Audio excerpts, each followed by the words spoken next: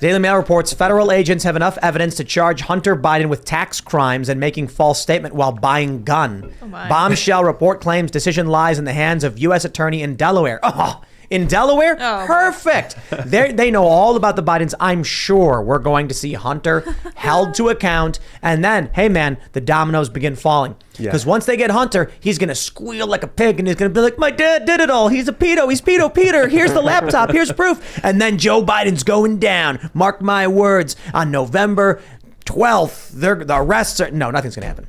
Quite literally nothing's going to happen. Hunter Biden's going to laugh at it. Joe Biden's going to do nothing. And even if they did charge Hunter, Joe Biden would be like, here's a blanket pardon, son. Free to go. Yeah, go buy a hooker. I thought you were reading the latest Q drop there for a second. I was like, did he drop something? This, I think, is a way to scare Americans into paying their taxes and not buying guns. I think they're going to make Hunter a poster boy for tax evasion and illegal gun handling. They're going to give him a slap on the wrist, but enough that's like...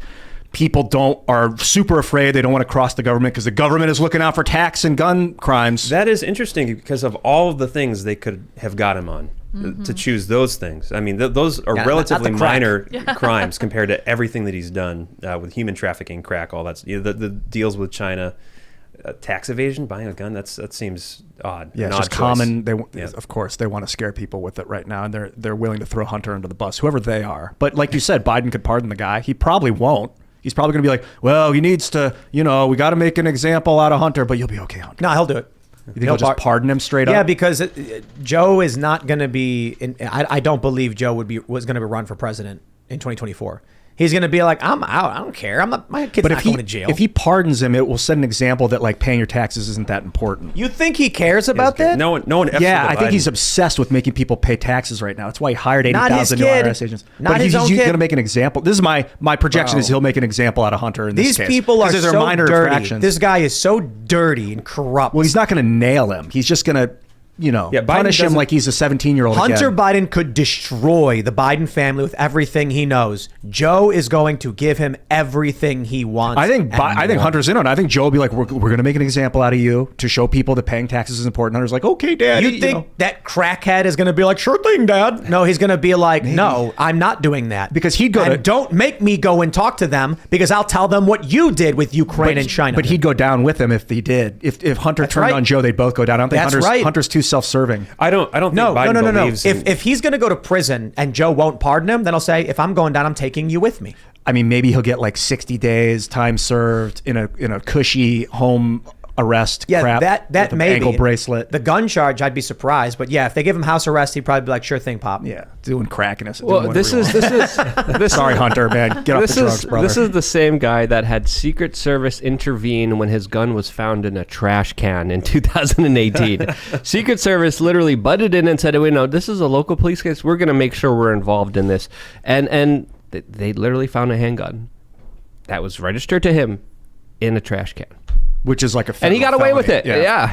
Well, hold on. They're saying they might charge him. So, not for that specific charge. What is it for exactly? He might not. I mean, there's talks about this. What is it? Attorney General or prosecutor? There's talks about this prosecutor being right wing, and there's a possibility of this happening. I think I read that somewhere. It's a Trump prosecutor. Yeah, that was appointed by him. So people are saying there's a small possibility here. But again, the system has a way of greasing the wheels here. Joe Biden is an extremely dirty human being that will use every illicit means to, of course, protect his inner circle.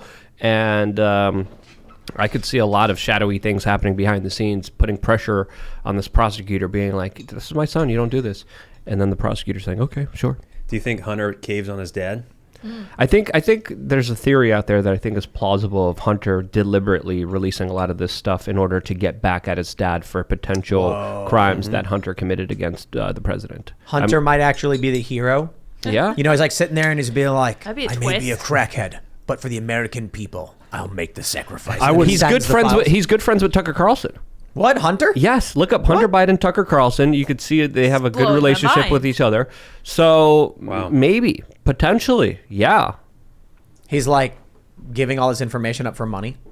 That's that makes more sense to me. Money, but also maybe retribution. Maybe there's something He calls his dad a pedo, apparently. That was that one report. That's listed as a contact. Pedo. I could see like in 15 or 20 years after Joe Biden's passed away that Hunter is like does a tell-all story where he's like, he was abusive, he was manipulative, he got me involved in Ukraine, he put me in positions that I didn't want to be in, just demonizing. Look how horrible it was. Big sympathy for Hunter. Hunter runs for office, the Biden name, like crap like that.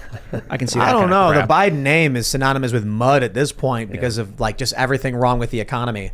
This is funny. If you look at the polling for Democrats, the generic ballot, their polling tracks alongside gas prices to a certain degree.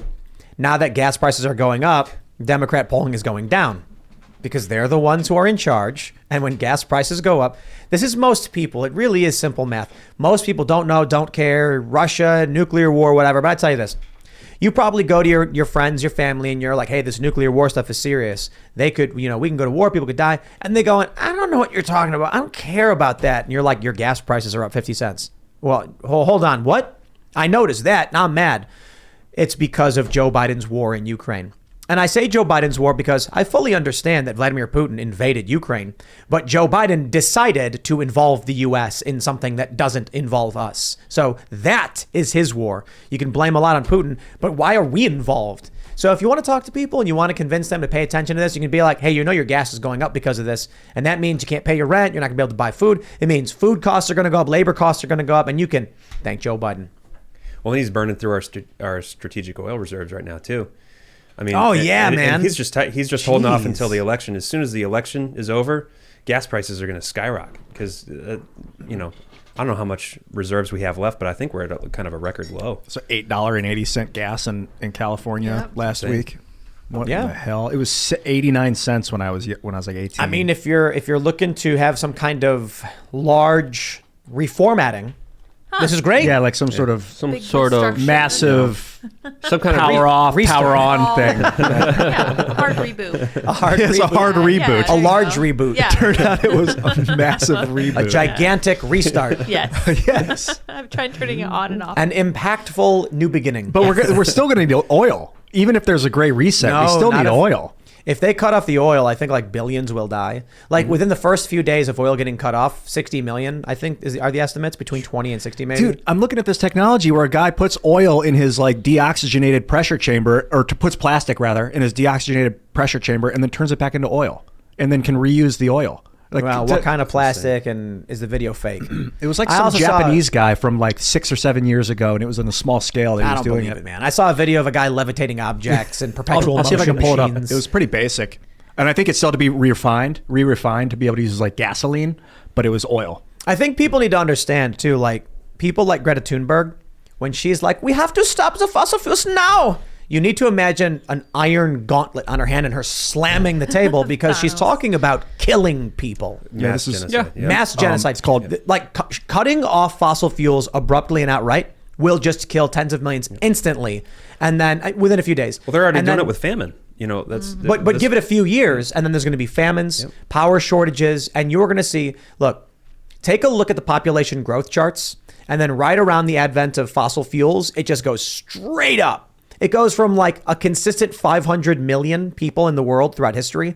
And then right before the turn of the century, it just jumps to the billions. And then it keeps climbing exponentially. And it's because of this massive energy-rich product. If you cut that off, it's going to go right back down. Here's the video. It's called Bill Gates is like, yes, finally we get to do this. That's why he keeps trying. This is called Machine Reverts Plastic Back to Oil. It's New Inventions, Machine Reverts Plastic Back to Oil. It's from about 11 years ago, and the name of the inventor is Akinori Ito. He was the CEO of Blessed.co.ltd at the time. The website now, that link is no longer working. I don't know what the status of this technology is right now. But I mean, if one guy in a small company can make this on a small scale, where's our industrial plastic recycling? Well, we got a CBC report. Apparently, they're doing it. Big pile of trash and these tiny pieces of plastic. Is it what you're talking about? I'm not sure if this is... No, this is a Canadian company says they figured out how to do it. That would be a diesel fuel that we're getting out of here. Wow. And a gasoline. Gasoline from plastic. In this case, this is the two that we've set up to do. Plastic is just like oil, and it came out of the ground at one time the same way. We are taking plastic and we are converting it using a process called pyrolysis, where we're converting it into a fuel. So we know that Bill Gates has people who monitor conversations about him. So, of course, when the show starts, they tell him, Mr. Gates, Timcast IRL is on. Well, turn it on the TV. And now he's watching and he sees this clip and he goes, what? And then he's like slamming the table and he's going to call. And he's like, shut him down. We don't want people to live. You solved my problem. And then you couple. No. His problem isn't the use of fossil fuels. His problem is that the use of fossil fuels makes more people. Thanks for checking out this segment from the Timcast IRL podcast. But if you want to check out the full show live, tune in Monday through Friday at 8 p.m. And if you want more special access content, head over to timcast.com and become a member. Your membership helps sustain this company, keep our journalists employed, makes this show happen, and you will get access to exclusive members-only segments of the Timcast IRL podcast, and there's a massive library to check out. So again, go to timcast.com or tune in Monday through Friday at 8 p.m., and we'll see you all there.